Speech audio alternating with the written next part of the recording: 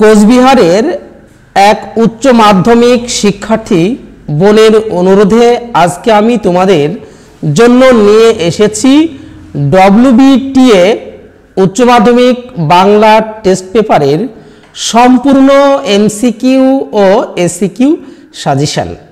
আমাদের দেখো বরাবরের মতো এবিটিএ টেস্ট পেপারের সমস্যার সমাধান চলছে, তার পাশাপাশি আমরা শুরু করছি ডব্লিউবিটিএ।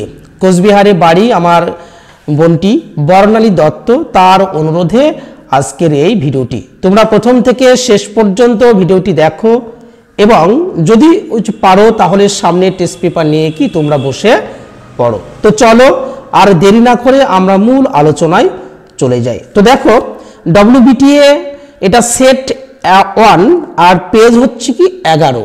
এখানে দেখো দেওয়া আছে কলকাতা ডিস্ট্রিক্ট কোশ্চেন, এখানে বেঙ্গলি এ, পেজ 11, সেটার সম্পূর্ণ কি আমরা সমাধান করব। তো চলো তাহলে আমরা অ্যান্সারগুলো কি জেনে নিই। একের এক দেখো, ভাত গল্পে চাল কোথা থেকে আসতো? তোমরা উত্তর কি বলবে বলো তো? অপশান ঘ, বাদা থেকে। একের দুই, একটা কাজ করে দিতে হবে ভাই। আলোচ্য উক্তিটির বক্তা অপশান ক, মৃত্যুঞ্জয়। একে তিন, এটা লোক কদিন খায়নি শুনছো? এটা লোক বলতে কার কথা এখানে বলা হয়েছে? অপশান খ, কি বলবে বলো তো? উৎসবের কথা এখানে বলা হয়েছে। তারপর দেখো রয়েছে একের চার, ফজর কথাটির অর্থ কি? অপশান গ, ভোর।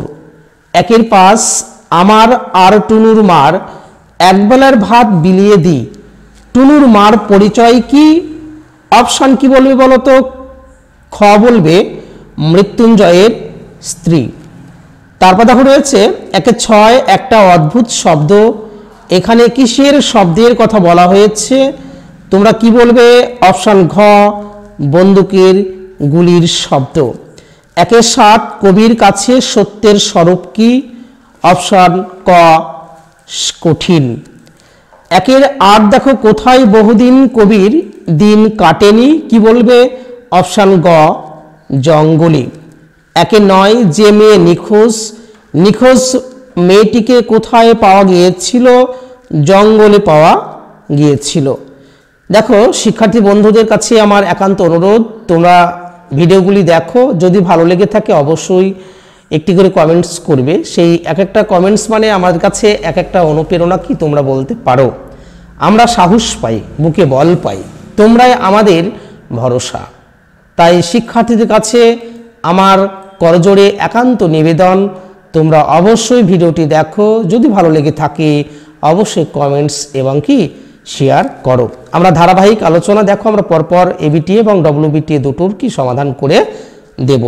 তো দেখো এবার একে 10, এখন নিশ্চয় লোকের খুব হাসি পাবে। কে কাকে কথাটি বলেছিল? এই কথাটি বলেছিল শম্ভুমিত্র, অমরকে বলেছিল। অপশান দেখো খ।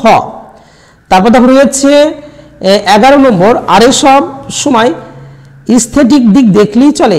স্থেটিক দিক বলতে কি বোঝানো হচ্ছে? অপশান গ, নান্দনিক দিক।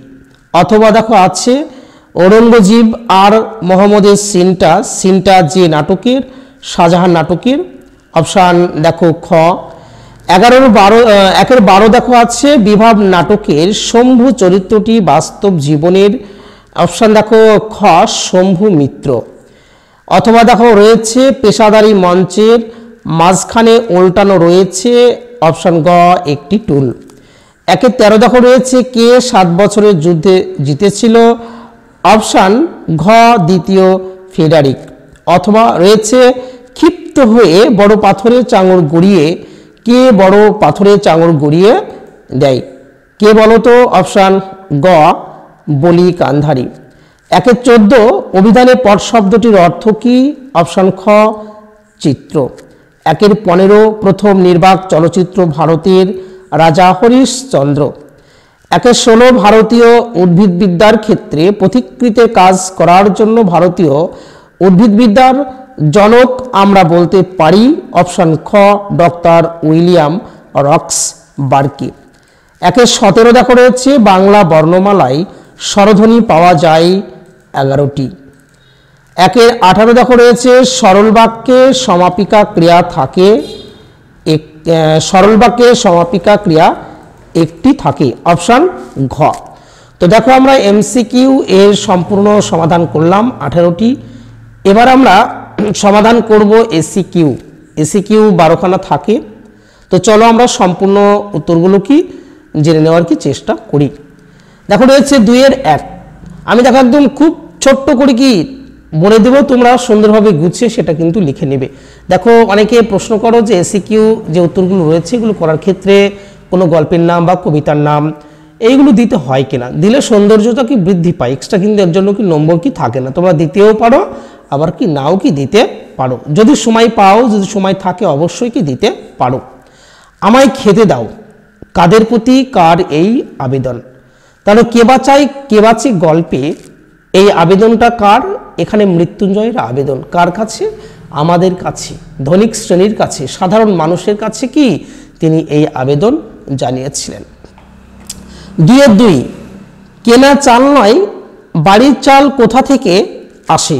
বাদা অঞ্চল। বাদা শব্দের অর্থ দেখো নিচু জমি, সে বাদা অঞ্চল থেকে চাল আসে।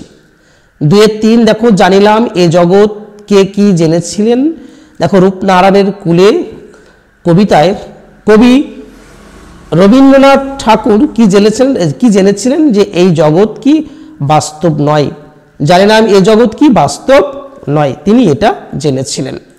2-এর 4 দেখো কবি অবসন্ন মানুষের শরীরে কি দেখেছিলেন? ধুলোর কলঙ্ক। 2-এর 5 আমি দেখি কবিতায় দেহ কি চাই বলে কবি মনে করেন? দেহ চাই সবুজ বাগান, দেহ চাই কি সবুজ বাগান, আর চোখ চাই সবুজ, এটাও কিন্তু পরীক্ষায় আসে।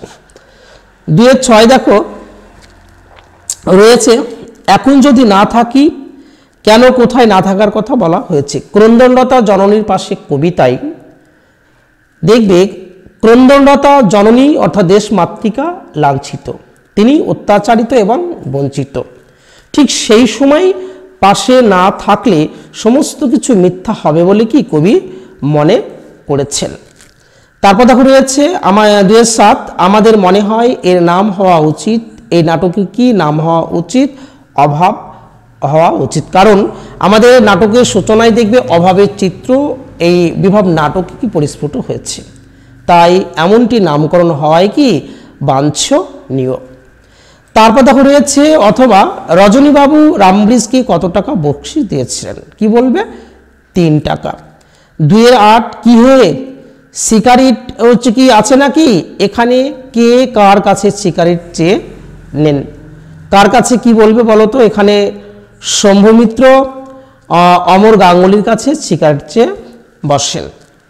তারপর দেখো রয়েছে যে দেখো রয়েছে 2-এ দেখো 9 যেটা রয়েছে গুরু নানকের হাতের ছাপ আজও কোথায় লেগে আছে?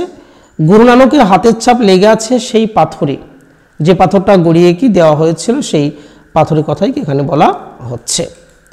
অথবা দেখো রয়েছে যখন সমুদ্র তাকে খেলো, কাকে সমুদ্র খেলো? আটলান্টিস, উপকথার যে দ্বীপ নগরী আটলান্টিস তাকে খেয়েছিল। তারপর দেখো রয়েছে সুর তরঙ্গ কাকে বলে? কি বলবে? যখন বাক্যের মধ্যে সুরের যে ওঠানামা, এই ওঠানামাকে আমরা কি বলি? সুর তরঙ্গ বলে থাকি। যেমন আমরা উদাহরণ হিসাবে বলতে পারি দেখো বিবৃতি বাক্য রাম এখন ভাত খাবে, প্রশ্ন বাক্য রাম এখন ভাত খাবে, এই যে এই দুটো বাক্য দেখবে আছে, এই দুটো বাক্য উচ্চারণ যখন করছি আমরা যখন পড়ছি তখন সুরের কি হচ্ছে বলতো? ওঠানামা কি হচ্ছে। তো বাক্যের সুরের এই যে ওঠানামা, এই ওঠানামাকে বলা হবে কি? সুর তরঙ্গ কি বলা হবে। 2-এর 11 দেখো রয়েছে মৌলিক শব্দ কাকে বলে? যে শব্দগুলিকে ভাঙা যায় না বা বিচার বিশ্লেষণ করা যায় না তখন সেইগুলিকে আমরা কি মৌলিক শব্দ বলে থাকি। যেমন বাবা, মা, এই শব্দগুলিকে আমরা কখনো কি ভাঙতে পারি না, তাই এগুলিকে আমরা কি বলি? মৌলিক শব্দ কি বলে থাকি।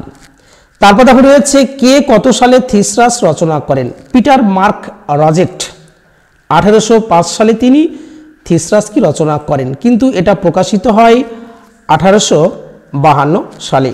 তাহলে থিসরাস কত বললাম? 1805 সালে পিটার মার্ক রজেট এটা রচনা করেন, কিন্তু প্রকাশিত হয় 1852 সালে। তাহলে দেখো আমরা মোটামুটি এমসিকিউ এবং এসিকিউর পুরো অ্যান্সারগুলো কি করলাম। পরবর্তী সেট আমাদের পেতে অবশ্যই চ্যানেলটিকে সাবস্ক্রাইব করে কি সাথে থাকবে। ভিডিওটি দেখার জন্য সকলকে ধন্যবাদ। আরেকটি কথা দেখবে, তোমাদের বাংলা বিষয়ে কোনো সমস্যা থাকলে বড় বা ছোট যে ধরনের কোশ্চেন হোক না কেন, তোমরা অবশ্যই কি আমাদের জানাবে। আমাদের গ্রুপ রয়েছে, হোয়াটসঅ্যাপ গ্রুপ, সেই গ্রুপে যুক্ত হয়ে যাও। সেখানে পুরোপুরি সবগুলো কি ফ্রিতে পাবে। আমরা দিচ্ছি জিনিয়াস এডুকেয়ার যে বইটি সম্পূর্ণ ফ্রিতে কি দিচ্ছি, তোমরা যুক্ত হয়ে যাও। অসংখ্য ধন্যবাদ।